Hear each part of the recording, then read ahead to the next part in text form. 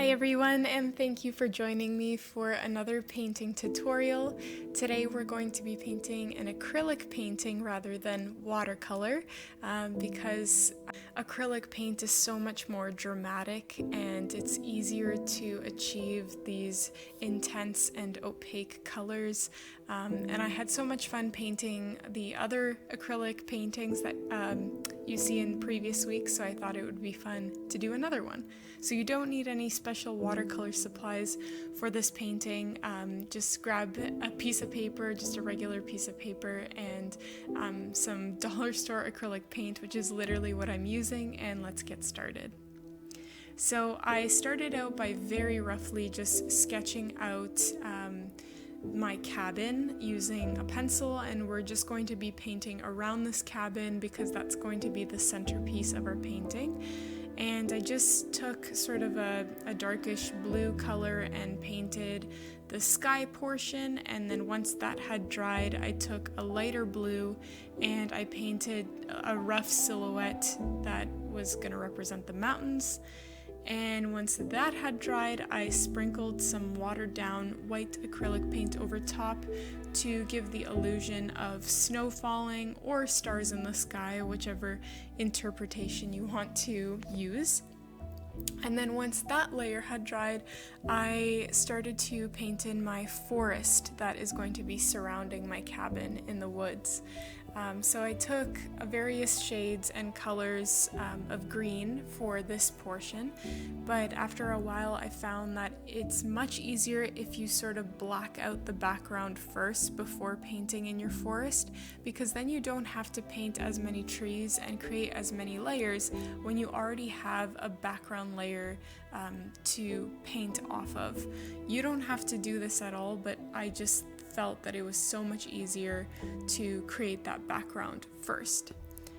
So I just used black mixed with green for that background color.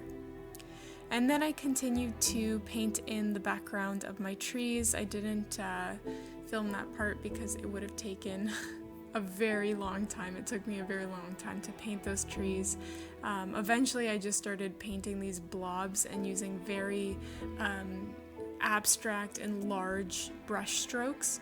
So once you have painted that initial layer, making sure to not paint over the cabin that you drew in with pencil, you want to take almost a white green color, so basically just white mixed with a little bit of green, and create these blobs of snow on your trees. So again, we're using very rough brush strokes here.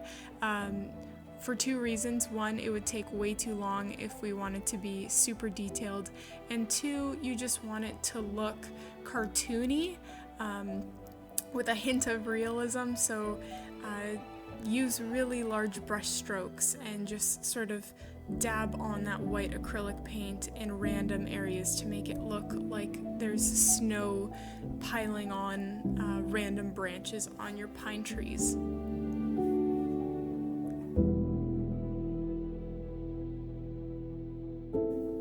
You can see on the left side, those two big trees on the left side, I used a different technique where I used these really long swoopy brush strokes, but I ended up going over that because I wanted to remain consistent with the rest of my painting. And acrylic paint is quite different, right? So it's a lot harder to create these detailed brush strokes. So I found using these really blobby brush strokes for the snow on top of the trees worked really well.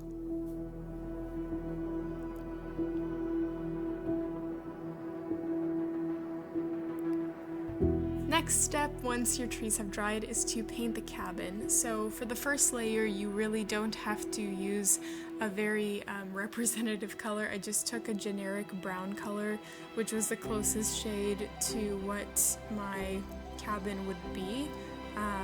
But you don't have to be specific here because we're going to be painting over this.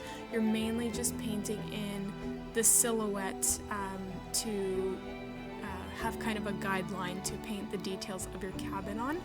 So I wanted to create the illusion that this cabin was made out of 2x4 planks. So I started painting vertical lines on kind of that triangular A-frame portion of my cabin. And I painted in some yellow colors and some brown and some black and just faded them in all together, but making sure to keep my brush strokes vertical to achieve those that planky look. And then I also just went over the bottom portion, making sure to shade just like at the very top, just to make it look like the roof was overhanging. And then I painted in my windows, so I painted in white mixed with yellow for my windows. You can create as many of them as you'd like, but I just sort of filled in as many as I could.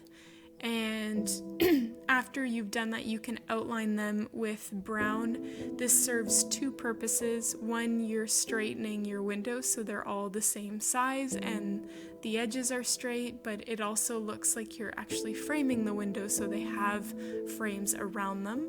Don't forget to fill in the windows with a little bit of brown just to make it look like they are actual windows. And I even took some really light yellow and just filled in those window spots to make the window look even brighter. Once my roof had dried, which doesn't take long with acrylic paint, I started to paint on the snow. So I outlined the A-frame part of the cabin and then painted on a lot more snow on that back portion, using some light blue to create highlights and shadows in the snow as well. I also painted on some lights framing the A-frame of the cabin. This looked really cute in my opinion. And I also filled in that bottom portion with white mixed with a tiny bit of blue, just to make it look like there's actually snow there, so that it doesn't just fade into the whiteness of the sketchbook page. And I also touched up the roof a little bit more just because I was using really cheap dollar store paint. I needed to do a few layers, but I sprinkled on some more watered down white acrylic paint to make it look like it was snowing. I also added some watered down yellow just below the windows to make it look like the yellow from the windows was reflecting onto the snow. And I also completed the bottom of the trees just because I did paint on that extra snow at the bottom, so I had to make sure the trees were complete. So I just finished off the bottoms by adding the trees as well as the snow on top of the trees. The last thing I did was I wanted to add sort of a foreground to this painting, so I painted some just regular trees without leaves on them, and I made sure to have a portion of the tree stick out from the main blob of the painting. I really like this look, so I think I painted on 2 or 3 of those trees before I peeled the tape off. And we are all finished. Thank you so much for watching. Don't forget to subscribe to my channel, like this video, and check out some of my previous uploads.